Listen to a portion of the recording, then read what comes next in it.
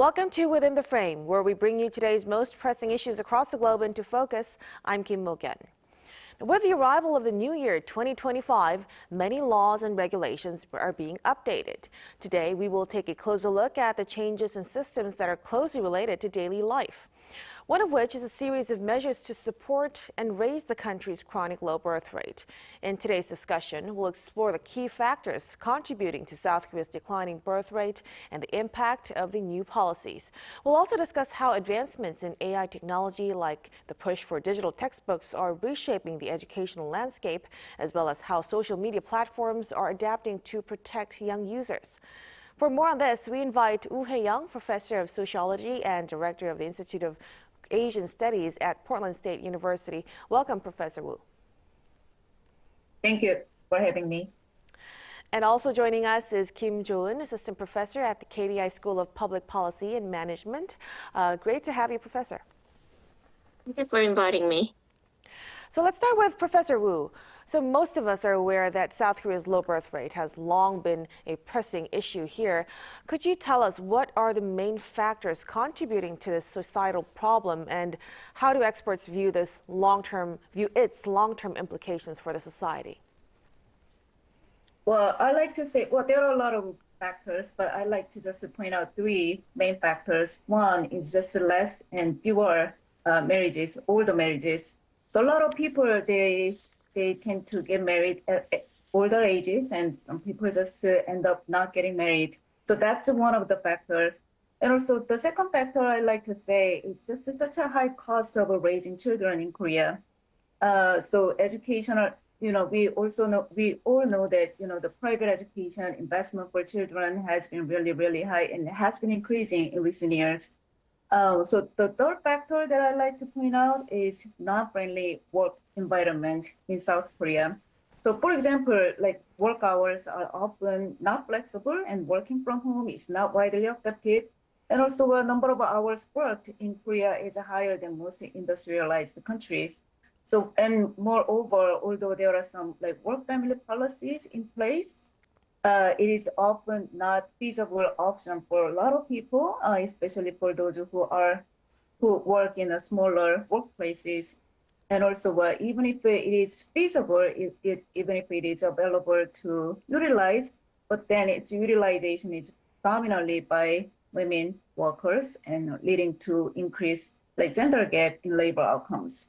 So so those three things that I like to say as main factors for those low birth rate in South Korea. And the most important implication of the low birth rate is population aging, clearly. And actually, it is projected that with the current levels of birth rate, and Korea will be the oldest country in less than 2 decades. So with the increase of old population, we are going to see a slow economic growth, and also substantial increases of societal expenses to care for older populations. Right. So with a lot of factors that Professor Woo have mentioned, we're going to dig into the details as we speak. So to tackle these kinds of problems, the government has announced it will raise its financial support by raising the amount of the so-called First Encounter voucher, which provides $1,356 for the first child and more for every subsequent child. And additionally, parents will also receive a child allowance of $68 per child for up to 11 months and a monthly child support payment of $68 per child until the child turns 95 months old.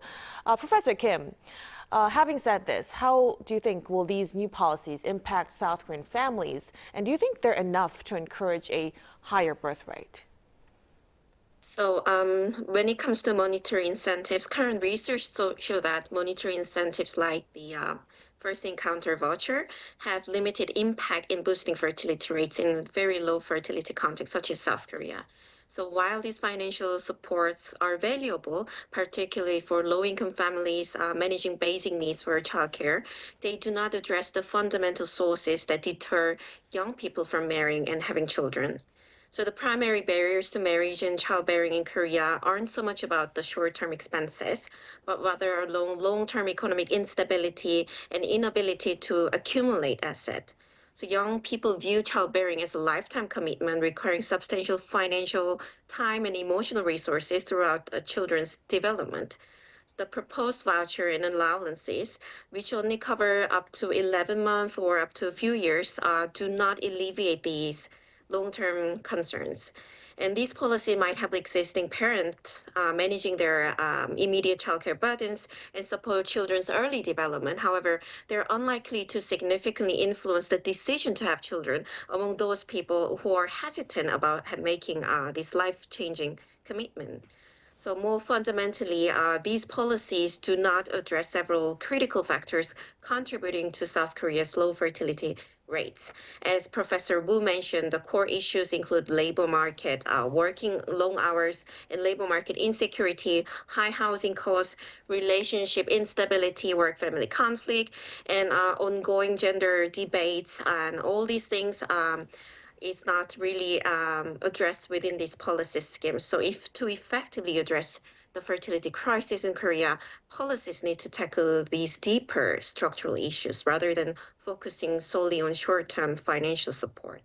Right, so fundamental causes must be addressed directly. Now, one of the major causes that both Professor Kim and Professor Woo mentioned is the choice between work and child rearing. And employees often hesitate to apply for parental leave because they're concerned about the employer's reaction, of course. And to address this, a new colleague support fund of $136 has been introduced to give incentives to employees who take on additional duties when a colleague goes on a parental leave.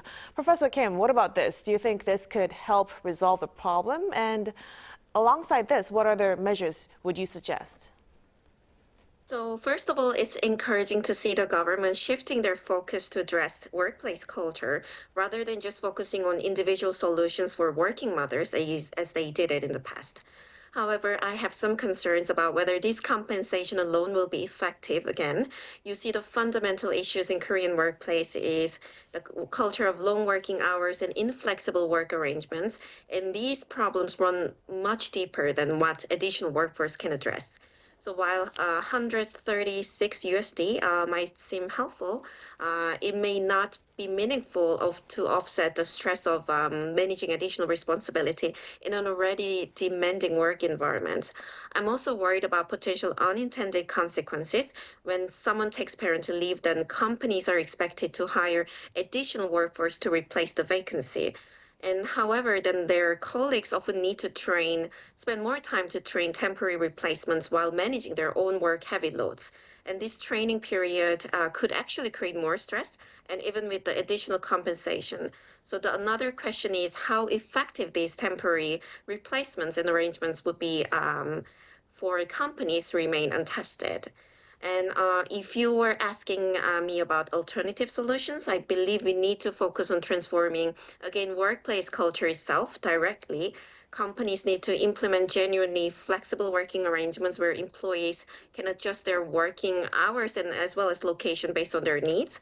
The goal should be creating an environment where taking parental leave is viewed as a normal part of one's career path, not an exceptional burden on colleagues. That's what will make a real difference in the long term. Right. So staying with the shift on the cultural part, given South Korea's unique cultural context, Professor Woo, what about you? What are some societal shifts that need to happen to support these kinds of policy changes?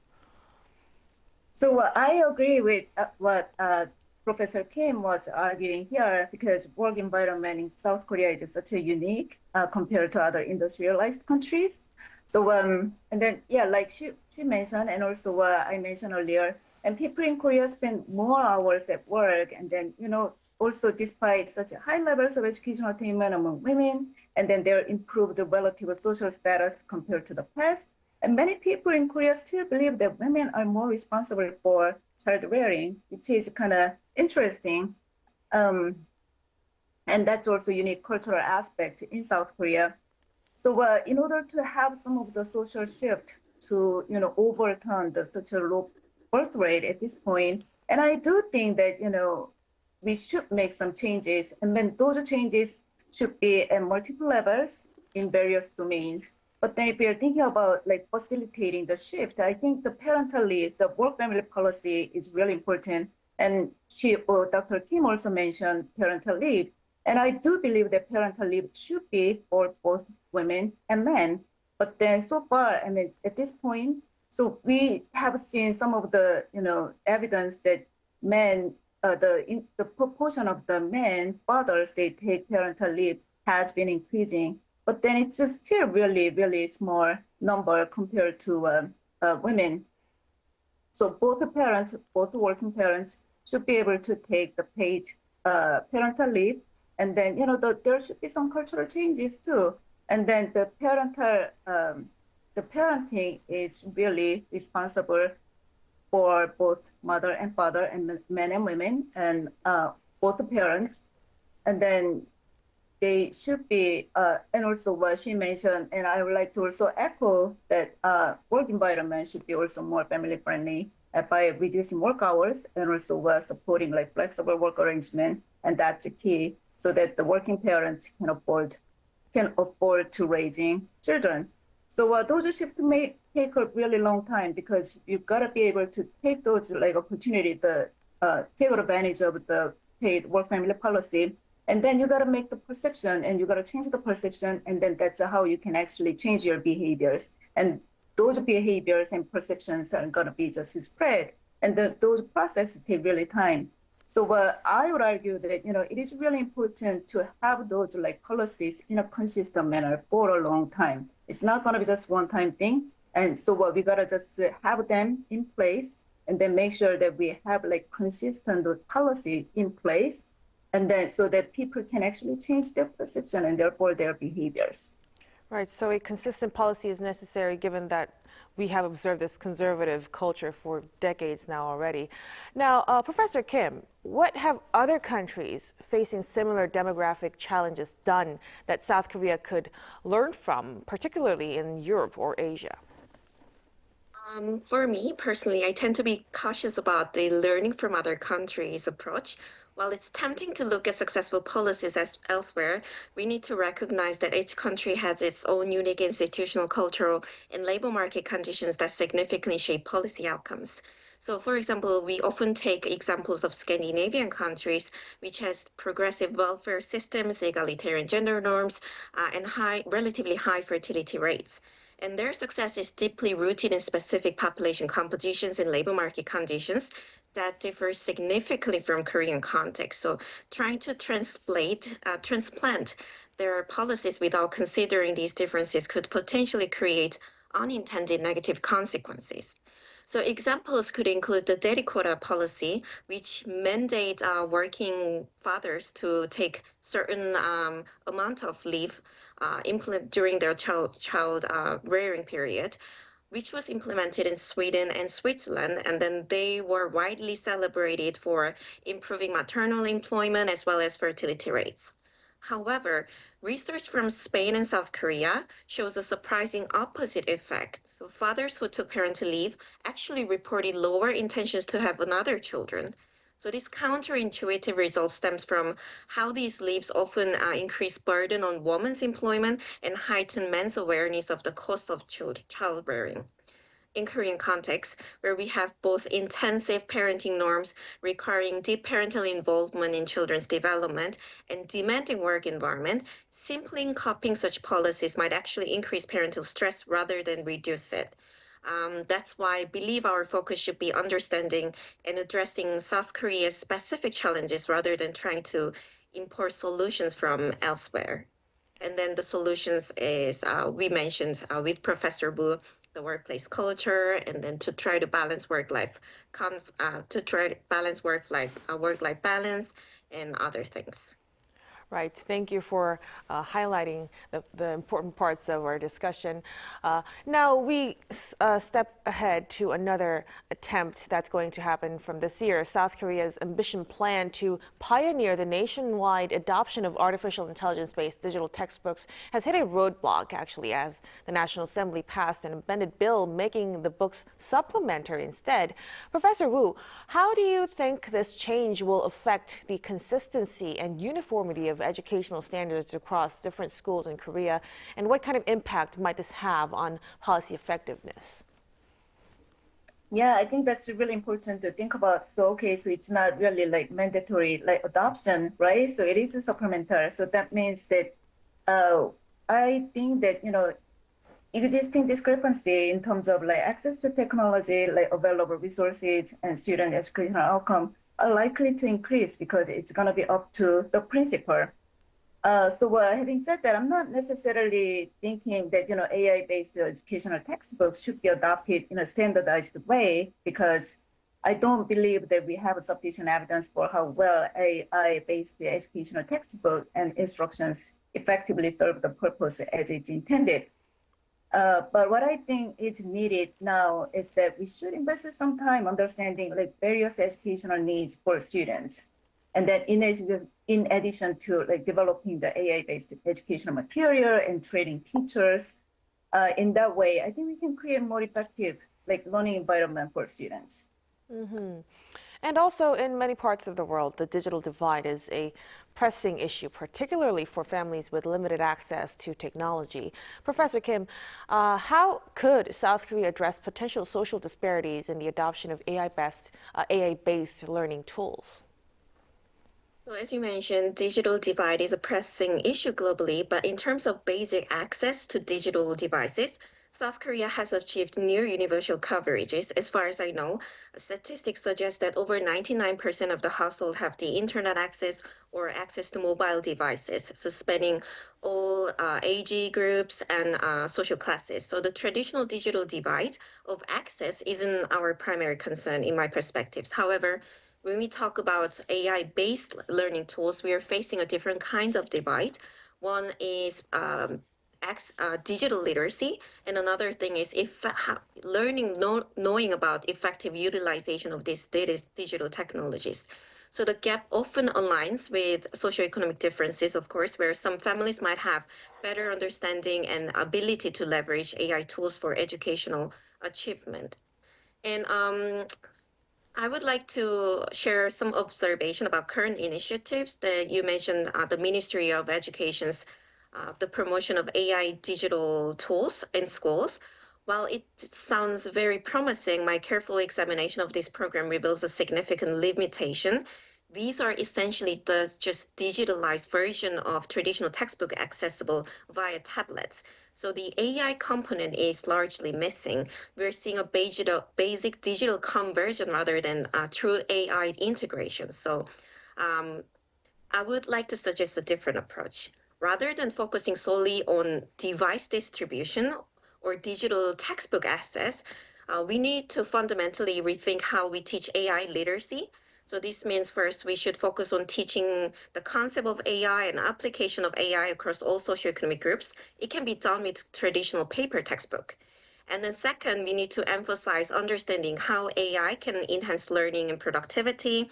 And finally, we should ensure teachers across all schools are properly trained AI tools and literacy. This would help prevent potential emergence of a new kind of digital divide based on the quality of AI education rather than just access to technology. Right. So teaching them how to make use of the latest technology instead of just the digital device is very important. Now, meanwhile, another change. As for teenagers, Instagram has introduced a teen account function for South Korea, which turns many privacy settings on by default or for users under 18.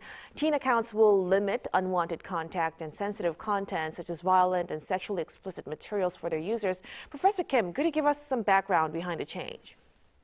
I mean, the background is quite obvious. The initiatives emerge from growing concern about youth safety on social media because teenagers and young adults are among the world's most active social media users. And this policy is especially significant given the vulnerability of young people during their critical development period. And there's numerous research showing that exposure to this unfiltered content can significantly shape their worldview, social attitudes, and mental health, which could have long-term consequences even in their later life. So That is the background for these Right. changes. Then, Professor Wu, we hear that this teenage accounts have been already being used in the U.S. since September last year. Could you give us some details on how effective was this? Well, I believe such interventions are welcomed and well intended, so it's clearly, it's right directions. However, those changes cannot be just solutions to protect our children from being exposed to inappropriate content and creating unhealthy relationships on social media platforms. So instead, and also, I don't believe that we have a really good evidence to kind of suggest how we can whether and also how much, to what extent those teen accounts have been really efficient or effective to protect our children on that circumstances. So I do think that those regulations are really in the right directions, but thinking that those regulations should be really serving as an opportunity to encourage conversations between parents and children. So ultimately, we would like to see that teen account should be just one of the many ways to establish a bit more appropriate environment for our children to utilize social media. Right, so we'll look forward to more of these positive changes in the near future. Professor Kim and Professor Wu will have to leave our discussion right here tonight. Thank you so much for your insights. We appreciate it. Thank you. Thank you. And that'll be all from us on Within the Frame. Be sure to tune in again next time as we continue to explore the stories that matter. Until then, stay informed and engaged.